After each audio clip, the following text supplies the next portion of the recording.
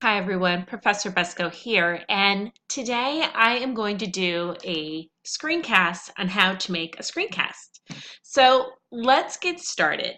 Now I know that you already have a Google account, so what you want to do is you want to make sure that you are in Google Chrome. So right now I'm in Google Chrome, and you can see I am logged in. So you want to make sure that you're logged in. And once you're logged in, we are going to use a program called Screencastify. So it is a Google extension, or I should say a Google Chrome extension, um, that you can utilize to create free screencasts, just like I've been doing this entire semester.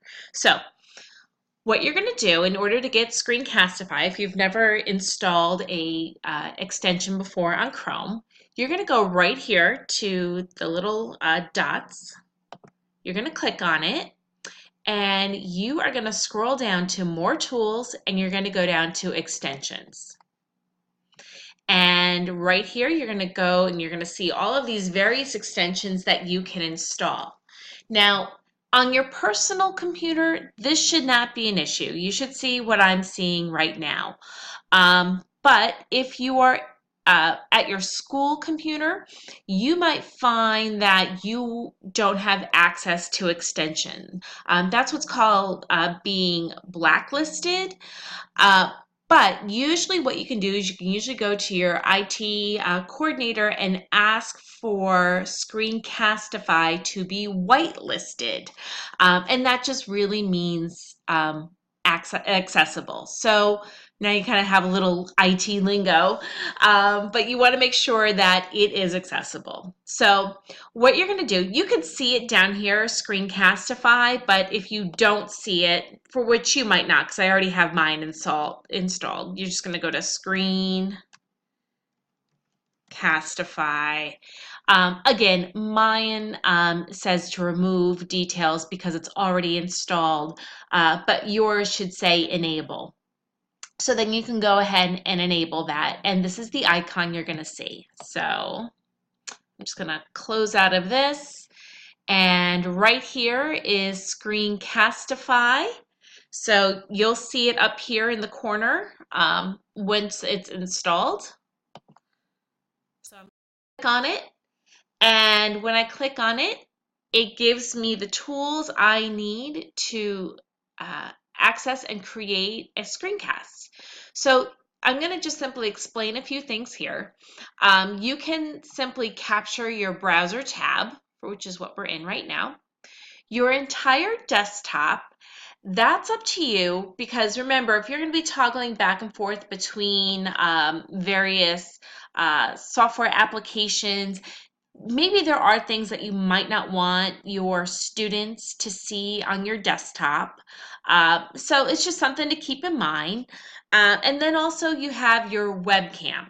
So it could just be you talking and maybe doing a lecture for your students, for which is really a great alternative. If you have a student who maybe is on home instruction, being able to see you would be a great way for them to keep up with their studies and seeing you lecture.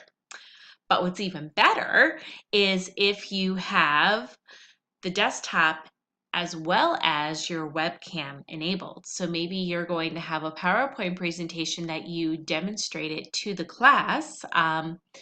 And now you are going to give that same lecture through the PowerPoint with your image in the corner so they can see you giving the lecture. Now, if you don't want to have yourself on the screen, that's perfectly fine. I'm not always a fan of that myself, so you can just simply turn it off. And now it's just the microphone, and whatever you're doing on the screen will be captured. So now you can see right here, I'm recording. It's really capturing my voice, so that's a good thing. And also down here, you're going to see that I have right now, because I haven't used Screencastify this month, I have 50 available videos that I can create for free.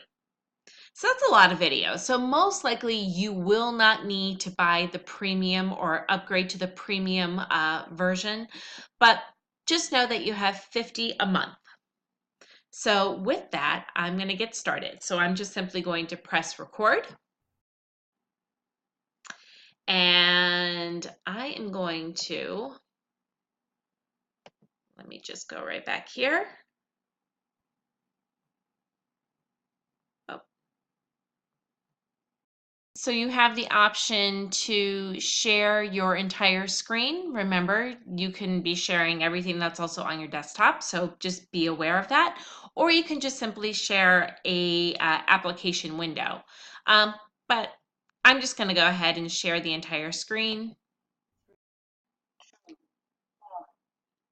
So you can hear your countdown while it's doing the recording. And I'm going to go right here. And this is Bookshare. So we've been talking a little bit about accessible books. And this is a free service. And a lot of times, not only would a child benefit from having an organizational account, for which would be something as you as an educator would manage for textbooks, but they might also want to have a individual membership. And that individual membership would give them books that they can download for free for leisure if they meet the criteria. So you need to make sure that they qualify under Chapey's amendment, and they must either have a 504 plan, an IEP, and have a documented either vision impairment, physical limitation, and or a reading disability. So if they meet that criteria, then they can get a free student account.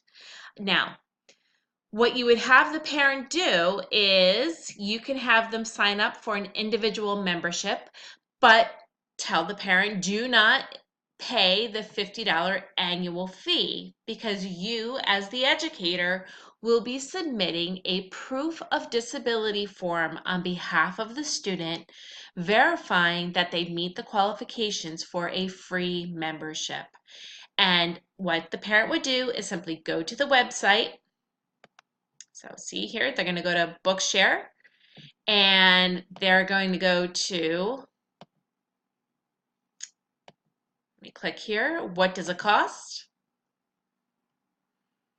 And once they get to what does it cost, they will sign up for an individual membership, and they're going to simply click on that. Give it a moment. I'm running a little slow today. Obviously, you're going to meet the criteria of apprentice ability, and it's what I just explained, 504 IEP, either a vision impairment, physical limitation, or a reading disability. And you'll say yes, and they'll go through the entire process of completing the application online. And that is what a parent would need to do for an individual membership. Okay, and your responsibility then would be to submit the proof of disability. So you can simply create a screencast so that you could share this information with the parent. So when you're in that IEP meeting and they're overwhelming at times for parents, you could say, I'm going to send you a link so that you can watch it step by step on how to complete the membership application. And this is a wonderful tool to share any type of information, either with students or with parents. Makes for this wonderful homeschool connection also. Now, what you don't see is it says stop sharing at the bottom. You're just simply going to click on stop sharing.